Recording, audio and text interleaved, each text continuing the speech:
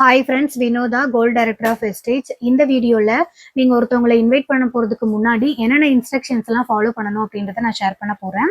So அதுக்கு முன்னாடி நீங்கள் பைலட் பேட்ச் 1, 2, 3 இந்த 3 ட்ரைனிங்கும் கம்ப்ளீட் பண்ணியிருக்கணும். ஸோ அது கம்ப்ளீட் பண்ணிட்டீங்களான்னு பார்த்துக்கோங்க. அதுக்கப்புறம் நீங்கள் பர்ச்சேஸ் பண்ணி உங்கள் ஐடி ஆக்டிவேட் பண்ணியிருக்கணும். நீங்கள் ப்ராடக்ட் யூஸ் பண்ணதுக்கு அப்புறம் தான் இன்வைட் பண்ண ஸ்டார்ட் பண்ணியிருக்கணும். ஸோ அதுவுமே பண்ணிட்டீங்களா அப்படின்றத பாருங்கள். நெக்ஸ்ட் விஷயம், நீங்கள் கான்டாக்ட் லிஸ்ட் வந்து எழுதியிருக்கணும். ஃபார் எக்ஸாம்பிள் எப்படி எழுதணும்னு சொல்கிறேன். நேம், ஃபோன் நம்பர், ஸ்டேட்டஸ், இந்த மாதிரி ஒரு 3 காலமாக பிரித்து நீங்கள் கான்டாக்ட் லிஸ்ட் வந்து எழுதணும். அதில் 3ஆவதாக இருக்க ஸ்டேட்டஸ் அப்படின்ற காலத்தில் எதுவும் எழுத வேண்டாம், அது எம்டியாக விட்டுருங்க.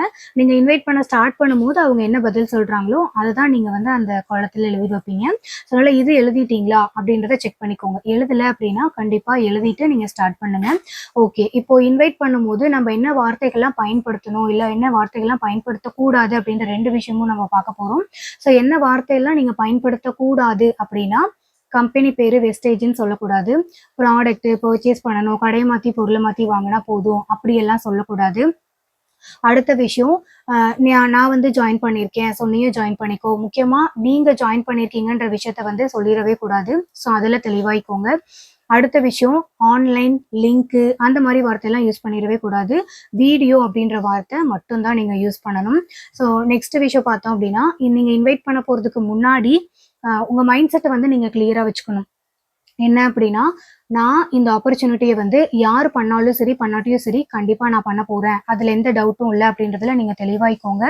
அடுத்த விஷயம், இந்த வெஸ்டேஜ் ஆப்பர்ச்சுனிட்டி எதுக்காக எனக்கு வேணும் அப்படின்ற ஒரு ஸ்ட்ராங்கான கமிட்மெண்ட் வந்து உங்களுக்கு வேணும். ஃபார் எக்ஸாம்பிள் சொல்லணும் அப்படின்னா, சில பேர் சொல்லுவாங்க, எனக்கு பெரிய வீடு கட்டணும்னு ஆசை, இல்லை என் பிள்ளைங்களை வந்து ஒரு நல்ல லெவல் ஸ்டேட்டஸில் வந்து வாழ வைக்கணும், அதுக்காக அவங்க லைஃப்பை வந்து செட்டில்மெண்ட் பண்ணணுன்றதுக்காக நினைப்பாங்க. இல்லைனா எனக்கு வந்து கார் தான் ஒரு பிக் ட்ரீம், நான் ஒரு நல்ல கார் வாங்கணும் அப்படின்னு நினைப்பாங்க. ஸோ அந்த மாதிரி சொல்லிட்டே போகலாம். ஸோ அப்படி உங்களுக்கு எதுக்காக இந்த வெஸ்டேஜ் ஆப்பர்ச்சுனிட்டி வேணும் அப்படின்ற ஒரு ஸ்ட்ராங்கான கமிட்மெண்ட் வந்து எழுதி வச்சுக்கோங்க உங்கள் நோட்டில். ஸோ இதில் நீங்கள் தெளிவாக இருக்கணும். ஏன் அப்படின்னா, எந்த கமிட்மெண்ட்டும் இல்லாமல் ஒரு ஒர்க்கை வந்து நம்ம சாட்டிஸ்ஃபையாக பண்ண முடியாது.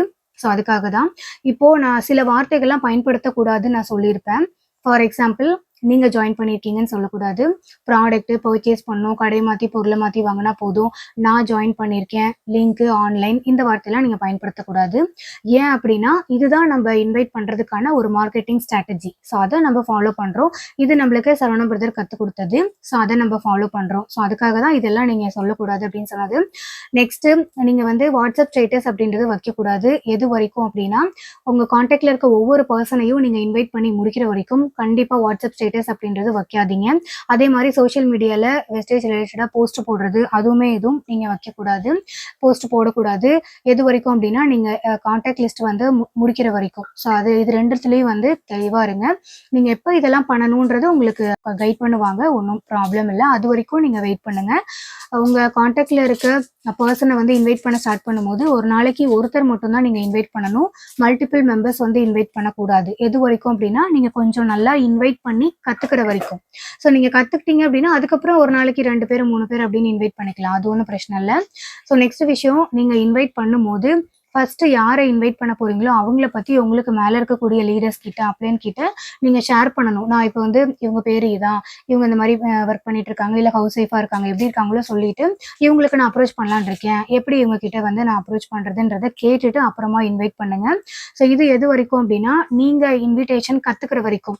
கான்ஃபிடென்ட்டாக நான் பேசிடுவேன், எப்படி இன்வைட் பண்ணணும்னு ஐடியா கிடச்சிருச்சு, நானே பண்ணிடுவேன் அப்படின்ற ஒரு தைரியம் உங்களுக்கு வர வரைக்கும் கண்டிப்பாக நீங்கள் வந்து கேட்டு தான் இன்வைட் பண்ணணும். ஸோ அது ஃபாலோ பண்ணிக்கோங்க.